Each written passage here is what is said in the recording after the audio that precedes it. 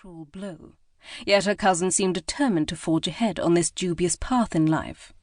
The only consolation was the proof that their pastor was indeed a man of principle, she thought, looking at how Reverend Milson's pale hair swept back from his noble brow.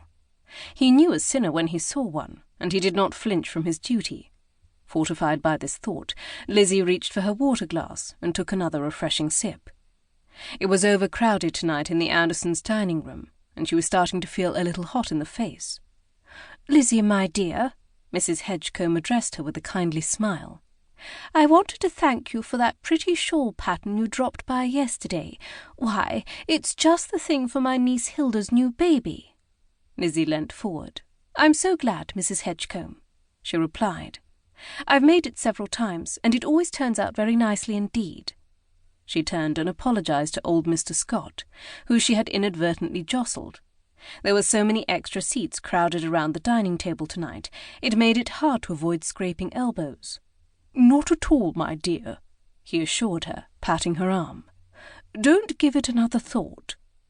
Lizzie smiled back at him and steeled herself to ask after his elderly father, who suffered from the gout. She was not sure at which point her attention started to wander. Mr. Scott always went into so much detail about his father's maladies, and the buzz of conversation around the table somehow made it easier to disassociate from the gently plaintive voice as it unhurriedly ran through the elder Scott's various ailments. Lizzie nodded absently, her thoughts miles away, as her eyes wandered over the flowers and the dishes of wax fruit stacked down the centre of the table. She had just noticed that someone had spilled gravy on Aunt Hester's pristine table linen when her eyes were dazzled by a flash of light. Glancing up, she saw the candlelight had caught Mrs. Lessing's diamond brooch, as sly fingers plucked it from her black lace shawl and dropped it into a discreet breast pocket. Lizzie started, her disbelieving eyes travelling up from the breast pocket to the serene features of Reverend Milson, as he smoothly continued his conversation with Mrs. Lessing without even pausing to draw breath. She blinked. What just happened? Her eyes travelled back disbelievingly to Mrs. Lessing's plump bosom. The shawl was bare of adornment, for the brooch was gone. "Lizzie, my dear?" She turned back blankly to Mr. Scott. "You must not take on so, my child," he said with an indulgent chuckle. "He is a very old man, and it's only natural that he feels his years at 91. She nodded dumbly. "It seems hard the old gentleman should have to suffer so," she managed to stammer from lips that felt strangely numb. Her mind was reeling. What had she just seen? Could Mrs. Lessing have asked Reverend Milson to take her brooch for safekeeping? She wondered. Could the brooch pin have become loose, or a stone have fallen out?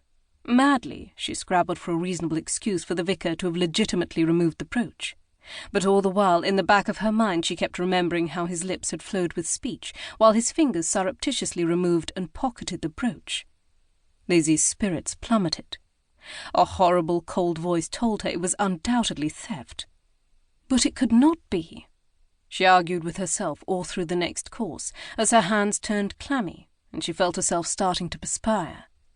She pushed the food around her plate, unable to put a single forkful into her mouth. What was she going to do? She had no choice. She would have to ask Reverend Milson to explain himself, she thought desperately. She would draw him quietly to one side and ask him what his purpose had been.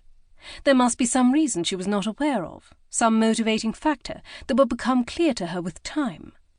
It was as the last course of marble jelly and cheese straws were being tidied away that Lizzie heard Reverend Milson clear his throat.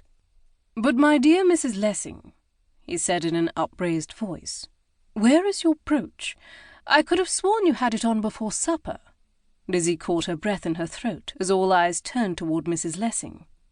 "My brooch! My diamond brooch! It's gone!" the shaken widow shrieked.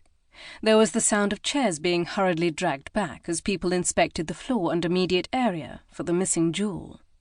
Aunt Hester stood up and in an awful voice called Annie back into the room. The unfortunate maid had only reached the hallway and was still holding an empty tray of crumbs. She hurried back and was soon reduced to incoherent tears. "Every time I turned around, you were hovering at my shoulder, girl," Mrs. Lessing squawked. "That was just to serve you vegetables."